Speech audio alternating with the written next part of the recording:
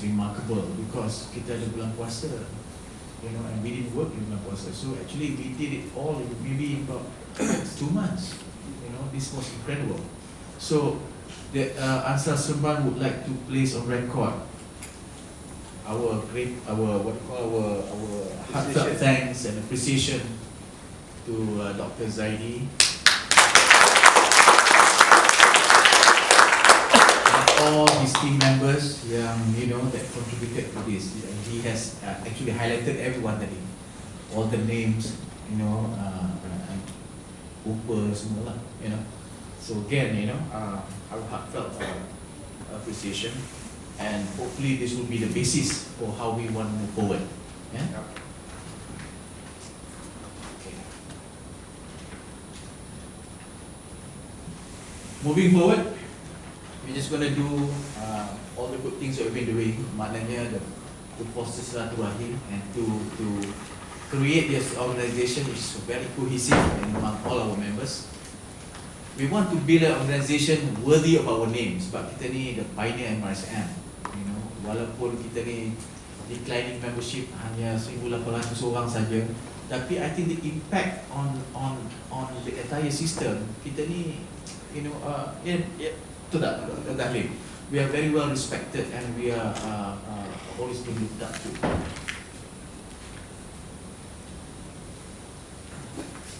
How do we propose to get there lah? I think we need that's the thrust of my proposal today. This is currently the current structure. The current structure is you have the exco, you have volunteers who do projects, and then we have batch reps. I think to move forward, we need a more structured organisation, something that can fulfill our aspiration as an alumni of our standing, to build this reputable organisation moving forward. That is the thrust of our second year moving forward plans. Yeah? And how do we do that? This is our proposal. Currently, this is the exco, and we are going to form a secretariat, sports and recreation, special projects, alumni affairs, communications, health and welfare, women affairs. Kita ni banyak affairs tadi alumni affairs, now women affairs.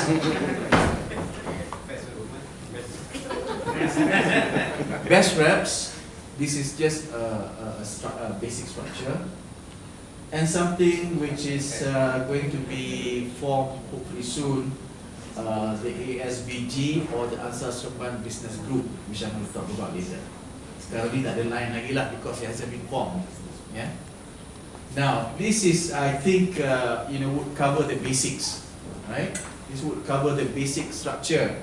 Kat bawah nak menyokong the exco, because kalau exco 4 orang, then what can we do? Plus 2 auditors. So normally kalau based on the previous structure tu, we always seek what they call volunteers, which is to move forward for an organisation for standing, we cannot do that. Now we're going to layer this with another structure, with another layer, and that would be lapis sikit. Nampak kan? Advisory board. Alright? We're going to form an advisory board, and that is what we're going to propose today, and minta because this one has an implication on our constitution. It's not been provided for previously in our constitution, so we want to have this advisory board. Yeah? Why do we need one? Why? We need advisory board basically to make our organisation strong. It will add prestige, access to resources. We include key members yang selama ni tak datang because they are, in positions that and also to provide oversight for our organisation. Maknanya, if this exco goes off next year is a new exco coming in, you don't have to reinvent the wheel. Ini every time new exco masuk, new way of doing things. The organisation crumbles along with the structure. So we cannot have that. So kalau kita boleh buat macam ni, you have that secretariat, yeah, that can be further improved lah. This is just a basic one. And then we have an advisory board comprising 7 to 9 members. How? This advisory board will meet 3 to 4 times a year. The EXCO will provide work plans for discussion, review, monitoring, and support. So the work plans now must be substantive. Kita tak boleh buat benda kecil-kecil, because kita pun dah 50 lebih, banyak kalah. Yeah? You know, half of our alumni 50 plus, we should be doing big things. Something that more ada impact on society, on Mara ke, on our community, even for the welfare of our own members. So we need to do this. So the EXCO has agreed to form this advisory board, so but we need your concurrence for today. 7 to 9 members to be identified and invited. This will add prestige to our organisation, macam kita nak push orang apa semua. Right? I was thinking this thing for a while, because I noticed that kalau organisation, kalau the structure, a good structure, it will survive multiple changes in leadership. Right? Who? Key members of our alumni who will contribute effectively and simply to our organisation. We have a long list right now. We have about 23 potential candidates. I think we have discussed a short list. This you will have to allow the EXCO to make the decision lah, yeah, for this one. When of course it's yesterday lah, you know. Except last one. One name that there are 2 names actually that the EXCO has more or less identified. One is tadi he was sitting there, saudara TYT, Zainul Rahim. Tuan Yang Terutama Zainul Rahim. He was the former ambassador to Kenya, and now he's Director General, Ketua Pengarah of Strategy and Planning kat Wisma Putra. You know, so I think we need him in there. We also going to propose for Professor Dr. Lokman Saim also to be on our advisory board. The other 5 to 7 we are still debating. It will come from, of course, there will have to be women, you know, in there as well to but this is how we're going to strengthen our organisation to move forward. This is our proposal right now, you know. I would like to get what you call to get approval and your mandate, the mandate to form this structure, because kalau ikut the old structure we can't move, you know, we can't move. So we need a more structured organisation, and we think this is the way to go. So can I ask for thoughts, you know, to debate this?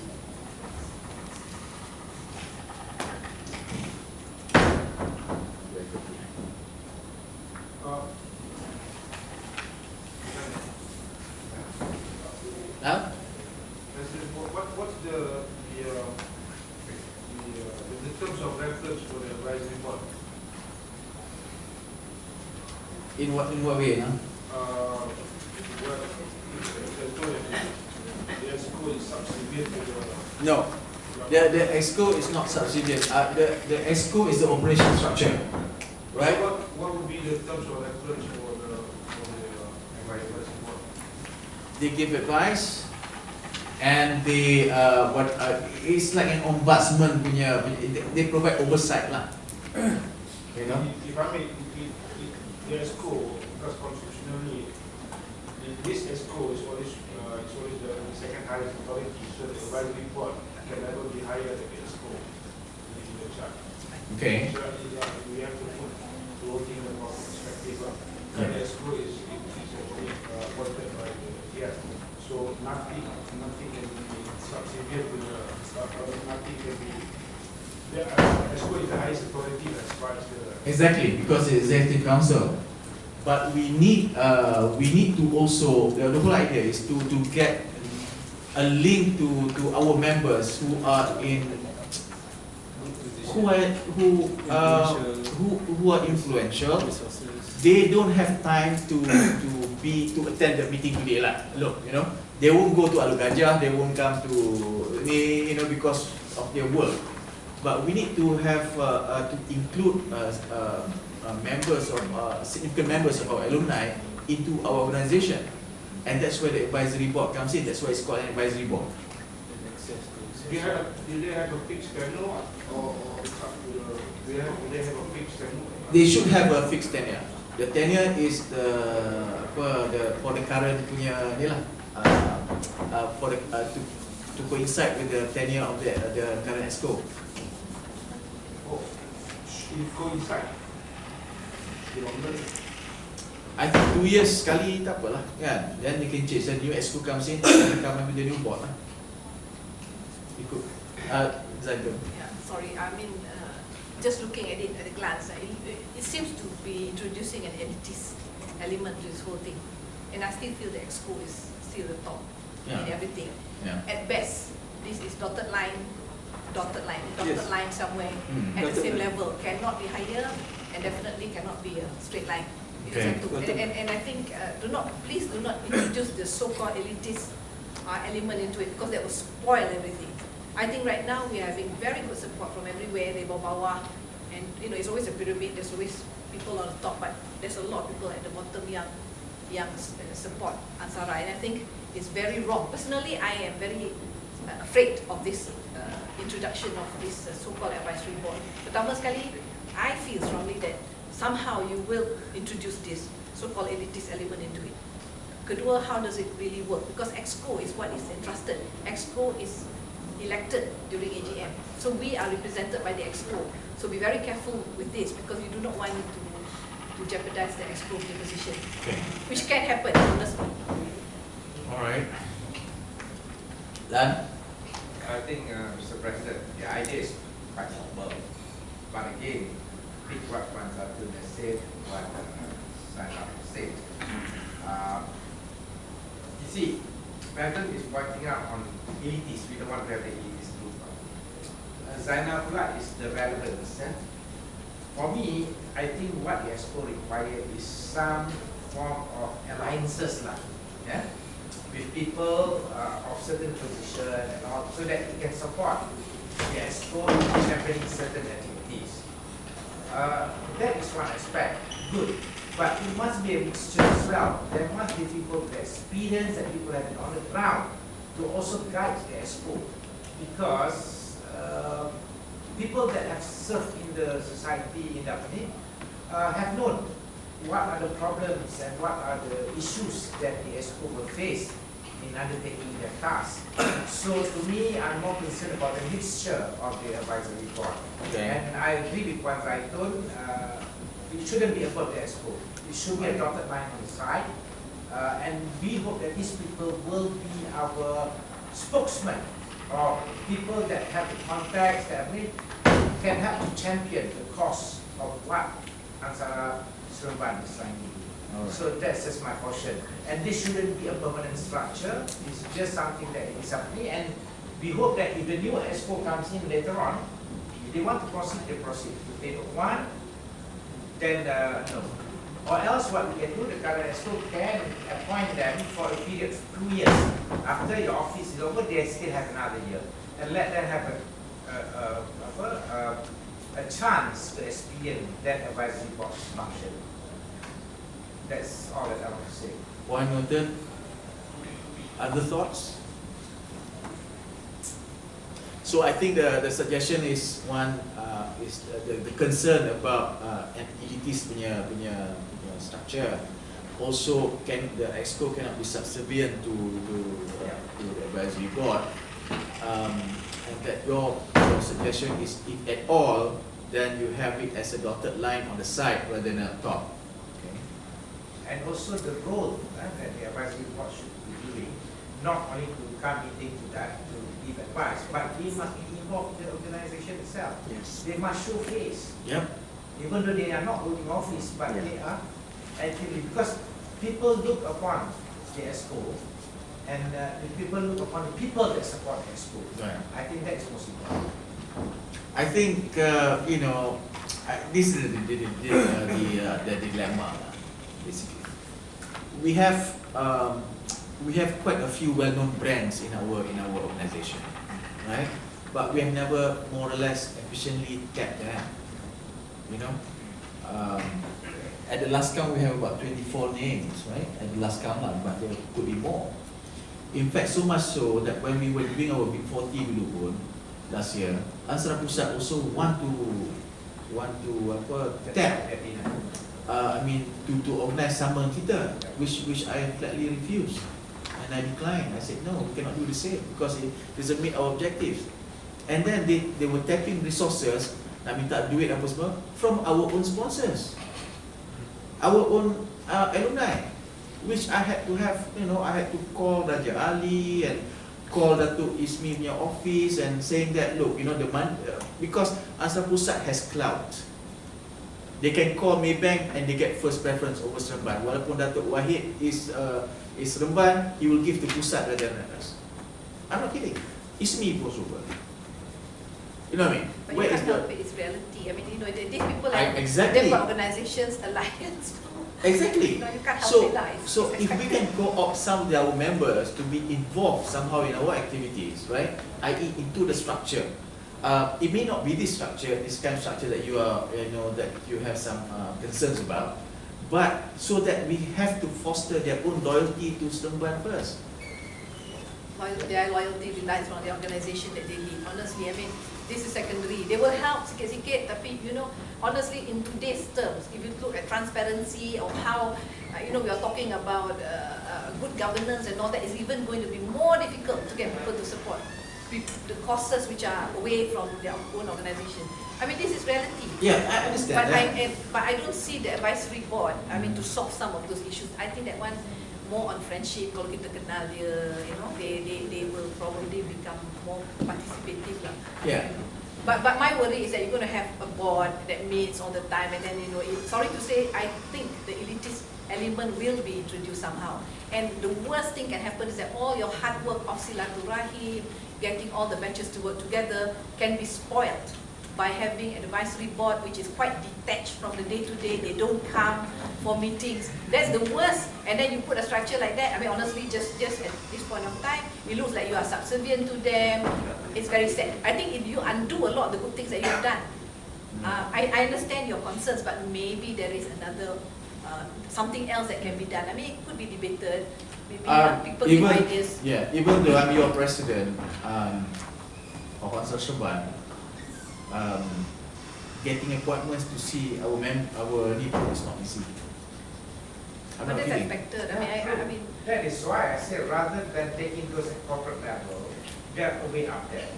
Why not we identify some of our members that are doing pretty well in their own way, with their syndrome berhak countries or whatever, give recognition to these people that is not shown, that is not being recognized anyway.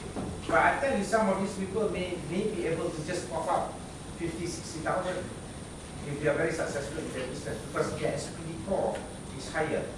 I'm not saying that Datuk Si Wahid or whoever is not absolutely loyal to the Seremban, but they are under a very big corporate structure. Ibrahim, he's willing to just give it because he's with us, But some other people, I doubt it. They wanted to give, but sometimes the control of their board, the control of the I know, you've been in corporate structure as well, and you were leading corporate corp. You know how all these contributions come to us, and sometimes we have to prioritize based on some unwritten rules, So I think that if you want to do this, you better take those among us that is not within the corporate structure, that has, that is known to everybody, that has contributed in their own special ways. Contribution to society does not mean only being up in a very big corporate club.